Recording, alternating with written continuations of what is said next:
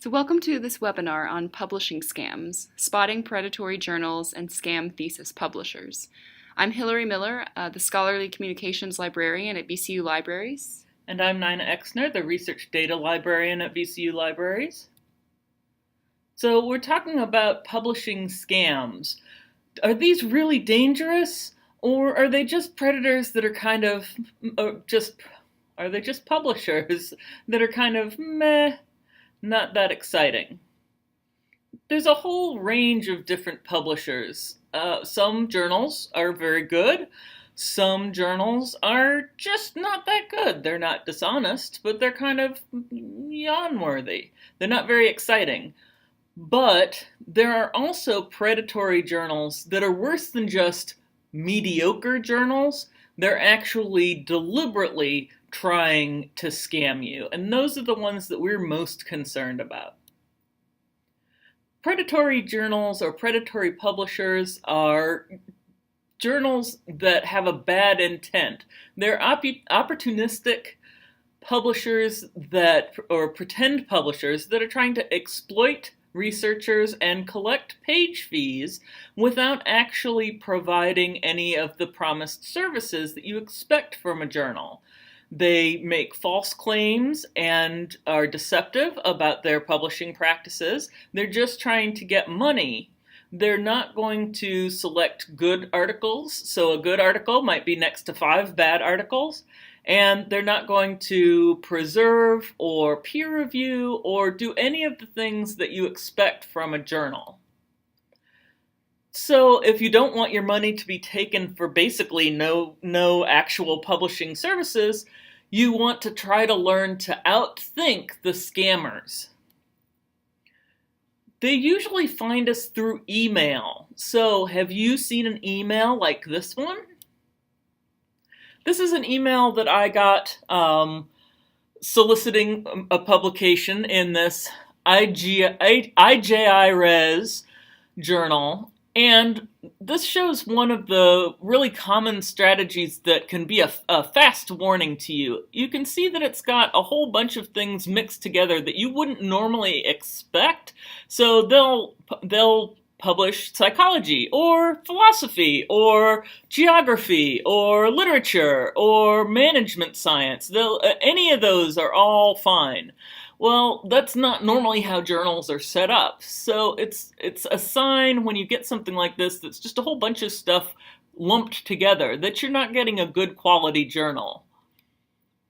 Here's another example. This is a little bit more focused, but some of the things this one shows, it calls me a doctor, even though I'm not one. It asks me to submit anything that might be original research or review or case reports or short commentary, a whole bunch of other stuff.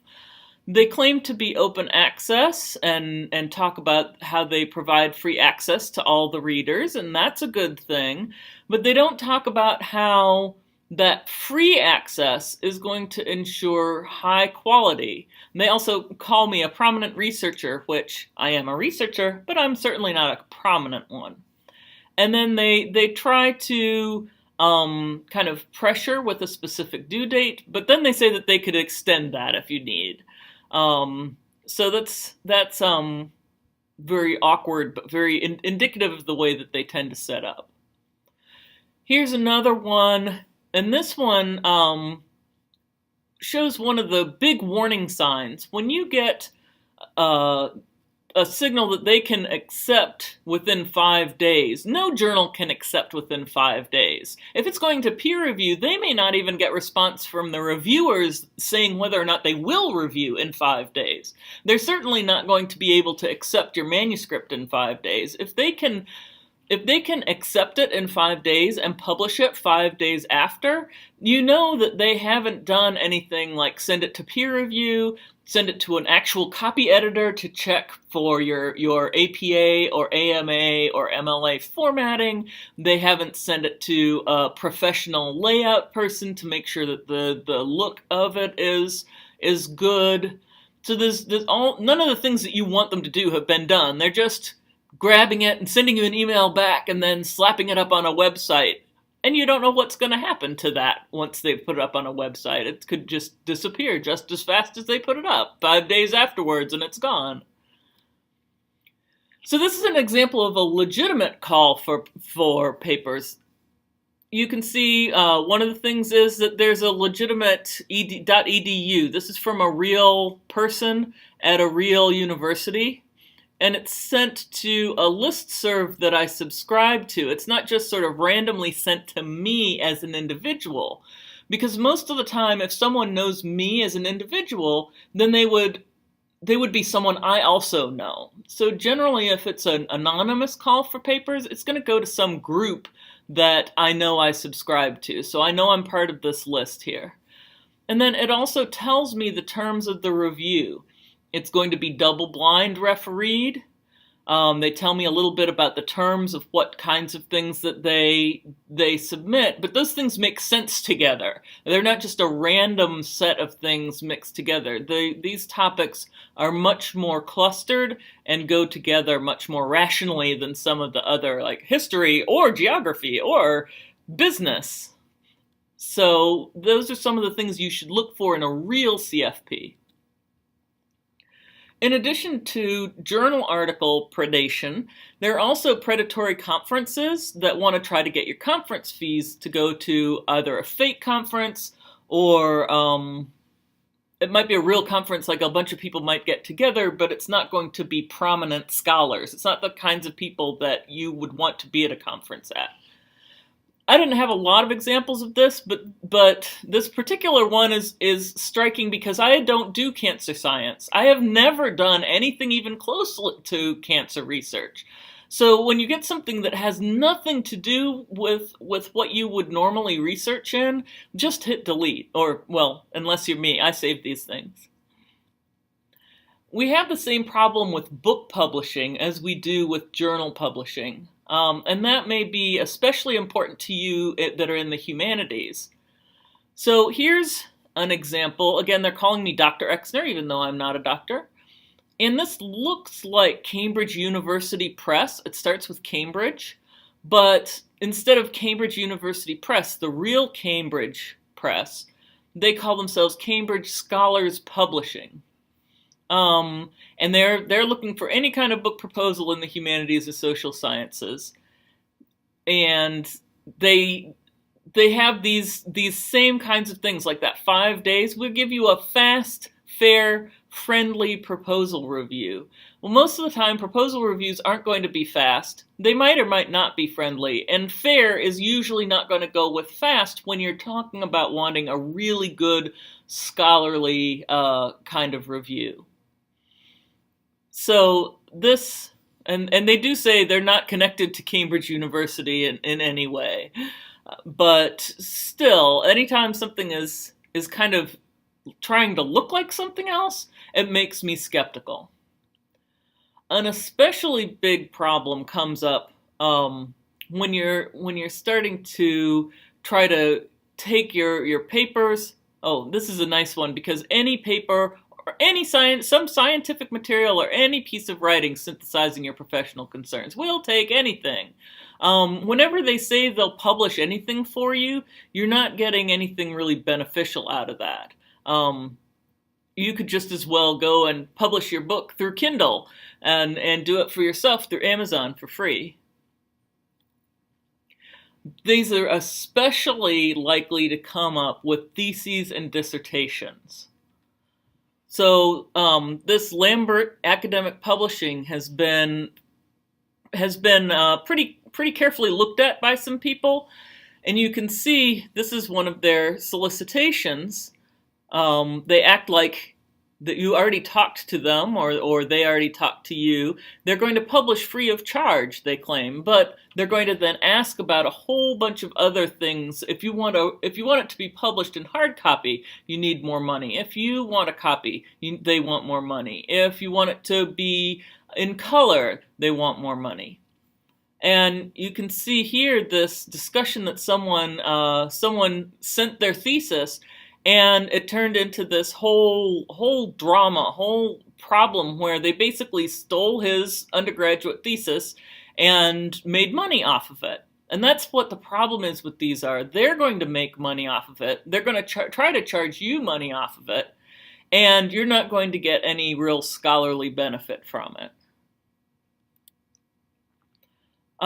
As you go on in your field, you may also find these false solicitations for editorial boards. So here, in addition to asking for my manuscript, they ask, oh, and do you want to be on our editorial board? And what they're doing here is they're trying to sort of legitimize the journal by getting more people on their editorial boards and then getting those people to put their names and reputations behind it. The last thing in the world that you want as a new faculty member is to be part of an editorial or review board that's not real, that's for one of these predatory publishers. That publishing in a predatory journal might get you in some trouble. Being on a review board for one is definitely going to be a reputation killer. Now, a legitimate request to be a reviewer, it should come from someone that I know, and this one did. They should explain kind of what program committee. This was for a conference, not for a journal, but they should say what committee or what journal they're on, tell you a little bit about the paper and how it relates to you, so he thinks that I have some expertise on it. And they should usually say a little bit about the reviews, so a little bit about what their review rubric is. Most of all, though, this is someone I know. And it really came from that person, either from their email address or with a personal note through that conference or journal's routing system. So why not? I mean, it's a publication, even if it may not be in the best of all journals. So what are the actual consequences of publishing in one of these predatory journals? Well, the first one is that you may have little to absolutely no attention to your research. So these journals may be claimed to be indexed or promoted in certain places where scholars will find them, and that may not be true. Your research might also disappear because they're just out to make money and not committed to making your research available and preserved over time. You might go back in a few months and find that they've taken your article down or the entire website has come down, and then your research is just gone.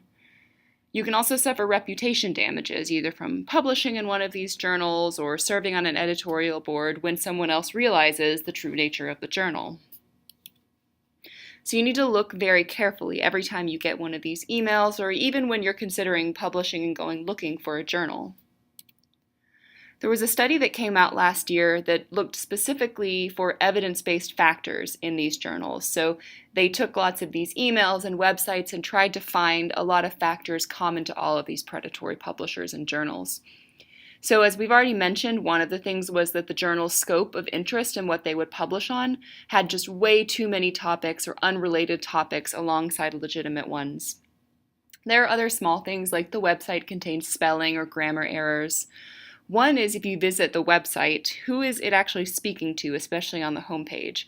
Are they targeting readers and saying, look at the great research we've published, or are they really just targeting the authors and you go to the homepage and all it says is, publish with us, it's quick, it's fast, it's easy. There's another small factor but important, that's if they quote something called the index Copernicus value, which is a bogus impact metric as opposed to something like an impact factor that is a legitimate impact metric. Other things, no clear description of how the manuscript is handled, so no understanding of what the peer review process will be like. Manuscripts may be submitted by email instead of through a publication system.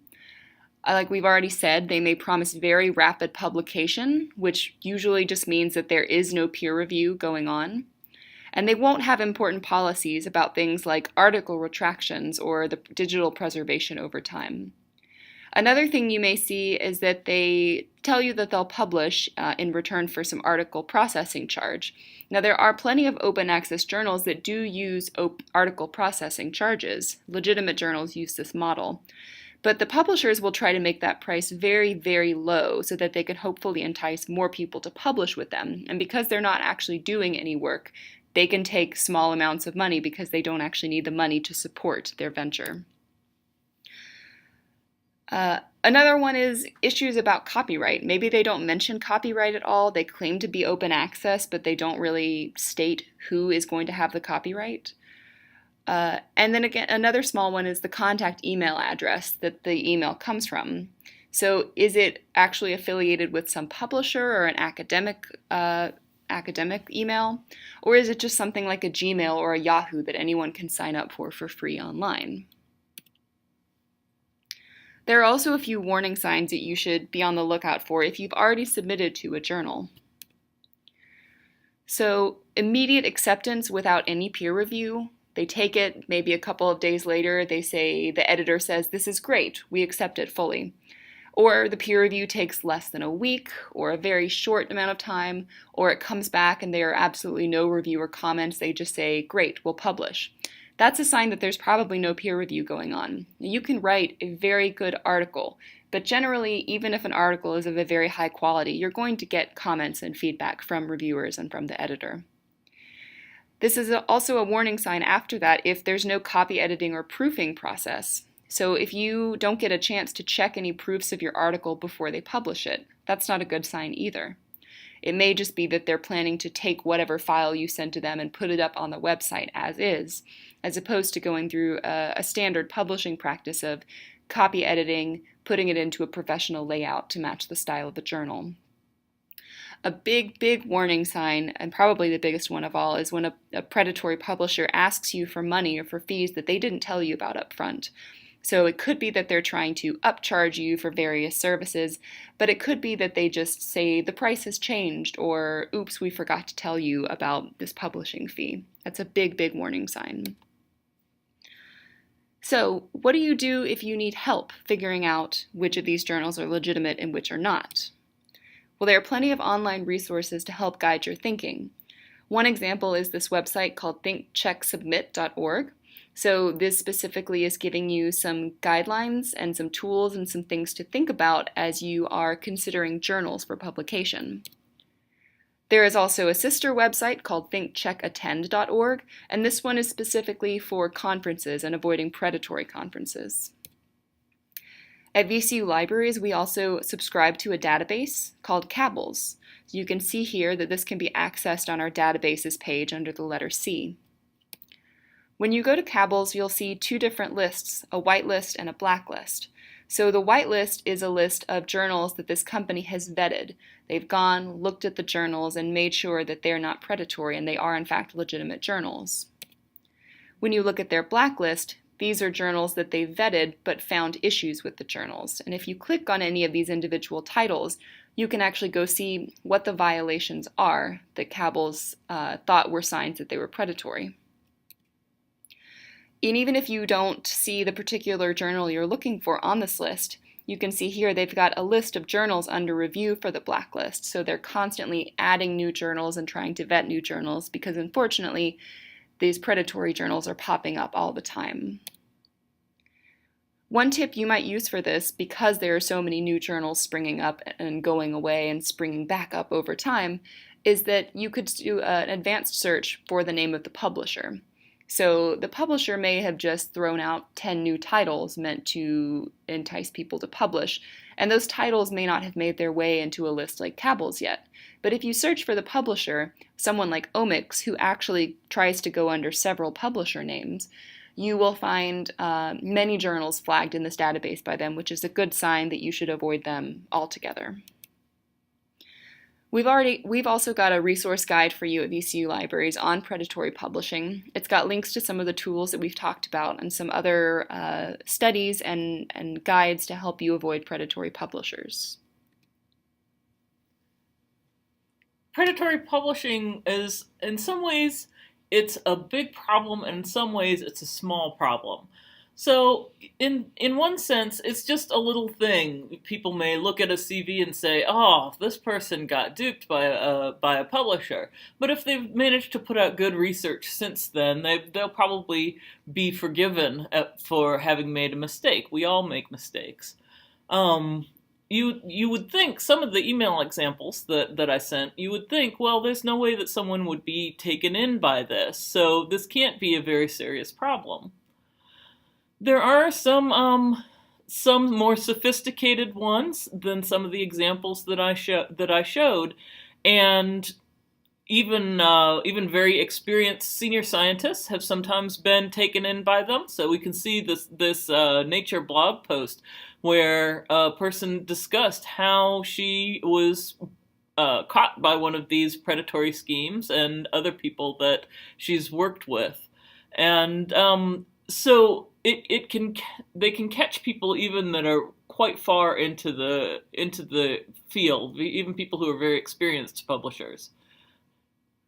It's become a wide enough problem that the NIH is putting out guidance to try to avoid it. And that usually something has to be a pretty widespread issue before NIH is going to bother putting together any guidance or making a statement, because there's a huge amount of work that goes into making these NIH statements. But they've had enough problems, seen enough concerns, that they are encouraging everyone that's an NIH stakeholder to pay attention to adhering to research integrity and publication ethics, specifically looking for journals that follow the best practices in professional scholarly publishing, and avoid publishing in journals that don't have a clear and rigorous peer review process.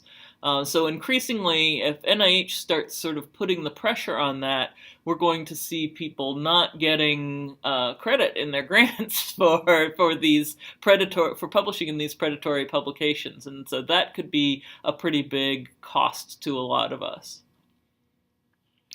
So remember, because scams absolutely can find anyone from graduate students just starting in publication to senior researchers, you should be wary of all suspected predatory journals and make sure that you closely examine the publishers and the claims that they make, especially if you get an email that seems like it's sent directly to you, but something seems a little bit off. You can always ask VCU libraries for help, so you can send word by email, chat, or phone. Your question will go to a librarian who can help. And make sure you don't ever submit an article, sign a contract, or especially send a payment if you have any concerns. There's no time in the publishing process that's too late for you to take a pause, take another look at the journal, and decide maybe this is not the journal for you.